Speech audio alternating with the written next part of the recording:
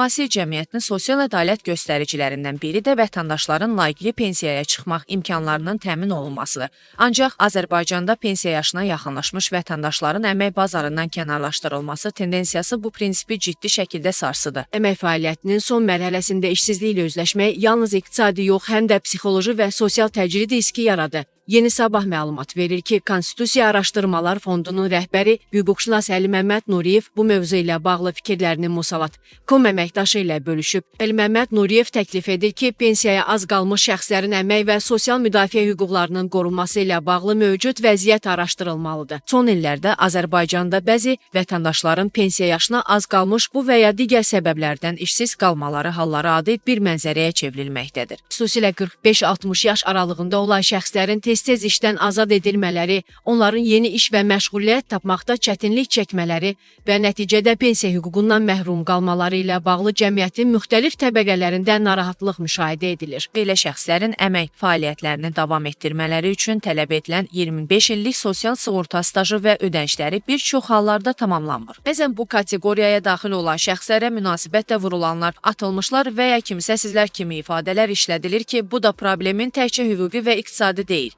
həm də sosial-psixoloji xarakter daşıdığını göstərir. Əli Məmməd Nuriyev bildirib ki, eyni vaxtda məsələnin həlli yolları ilə bağlı bir çox mütəxəssislər tərəfindən maraqlı və diqqət çəkən təkliflər səsləndirilir. Bu təkcə fərdi deyil, həm də struktur səviyyəsində ciddi sosial ədalətsizlik yaradan bir problemdir. Düşünürəm ki, bu sahədə hüquqi, institusional və sosial səviyyədə müəyyən addımlar atılmalıdır. İlk növbədə məsələnin hüquqi tənzimlənməsi üçün Əmək Məcəlləsinə pensiyaya yaxın dövrdə əmək münasibətlərinin qorunması haqqında yeni norma daxil edilə bilər. Belə ki, əmək qanunvericiliyinə aşağıdakı məzmunda müddianın əlavə olunması məqsədə uyğun görünür. İşçinin yaşa görə pensiya hüququnun yaranmasına 5 ildən az müddət qaldıqda, onun əmək müqaviləsinə yalnız qanunda göstərilmiş ciddi əsasla cinayət tərkibli əməl, kobud intizam pozuntusu və ya struktur islahatı olduqda xitam verilə bilər. Pensiya yaşına yaxınlaşan vətəndaşların əmək münasibətləri müdafiəsi sadəcə fərdi rifahın deyil, ümumi sosial sabitliyin təminatı baxımından da strateji əhəmiyyət daşıyır. Hüquqi mexanizmlərin təkmilləşdirilməsi, yaş diskriminasiyasına qarşı mübarizə və uyğunlaşdırılmış məşğulluq proqramları bu problemi yüngülləşdirə bilər. Əgər yaşlı nəslin hüquqları bugün qorunmasa, sabah gənc nəsildə öz gələcəyinə inamla baxa bilməyəcək. Bu səbəbdən məsələ cəmiyyətin bütün təbəqələrinin diqqətini tələb edən mühüm sosial çağırış kimi qiymətləndirilməlidir.